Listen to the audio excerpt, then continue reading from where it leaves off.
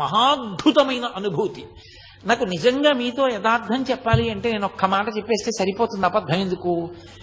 నాకు ఉత్తరక్షణం ఈ 2 మైకులు ఇలా తోసేసి కిందకి దిగి సావర్లకోట వెళ్ళి ఏ రైలు ఉంటే ఆ రైలు ఎక్కి వెళ్ళిపోవాలనుంది తిరువണ്ണామలై.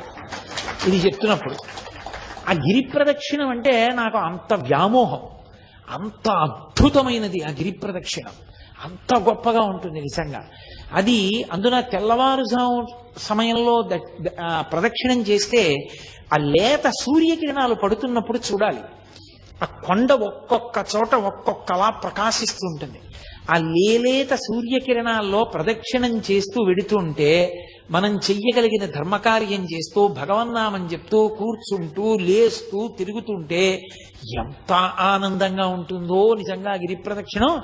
పిల్లలతో పెద్దవాళ్లతో అందరం కలిసి నిజంగా యాత్ర అంటే కొన్ని వందల మంది బయలుదేరి